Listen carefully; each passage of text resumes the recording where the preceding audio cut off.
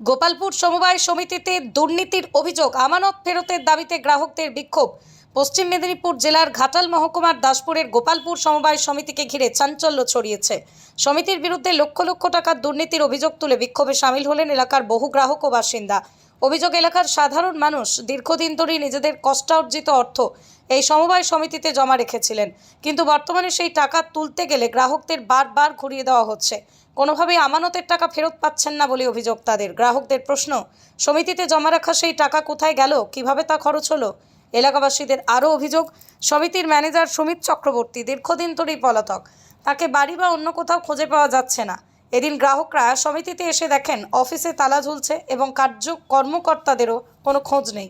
এরপরে ক্ষুব্ধ গ্রাহক ও এলাকাবাসীরা সমিতির সামনে বিক্ষোভে সামিল হন ও বিক্ষোভকারীদের দাবি, তাদের কষ্টের সঞ্চয়ের টাকা দ্রুত ফেরত দিতে হবে এবং ঘটনার পূর্ণাঙ্গ তদন্ত করতে হবে। তাদের হুঁশিয়ারি, সমস্যার দ্রুত সমাধান না হলে আগামী দিনে আরও বৃহত্তর আন্দোলনের পথে হাঁটবেন তারা।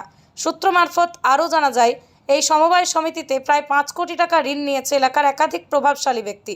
সেই টাকাও সমবায় সমিতিতে এখনও জমা পড়েনি। বিক্ষোভের ঘটনার খবর পেয়ে দাসপুর থানার পুলিশ ঘটনাস্থলে পৌঁছে পরিস্থিতি নিয়ন্ত্রণে আনে। তবে গ্রাহকদের অভিযোগের বিষয়ে সমিতির কর্তৃপক্ষের কোনো প্রতিক্রিয়া এখনো পাওয়া যায়নি।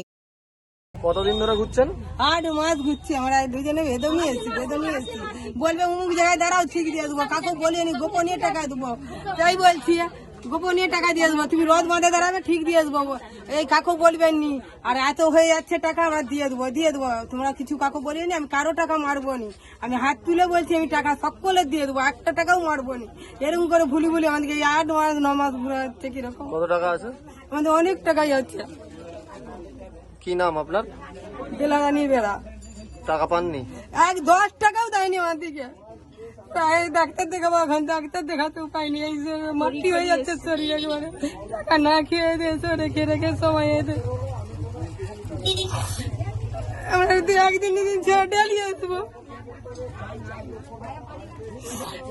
এই আই দেবো কাল দেবো বলে বেদম বলবে আমার দিকে।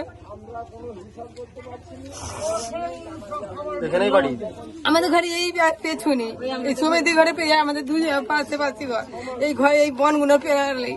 সমবায় কৃষি উন্নয়ন সমিতিতে অনেক গ্রাহক টাকা জমা রেখেছে।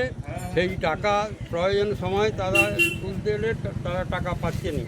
তারপরে পরে শোনা যাচ্ছে যে এই সমবায় সমিতিতে যে ম্যানেজার ছিল সুমিত চক্রবর্তী, সেই টাকা আত্মসাৎ করেছে।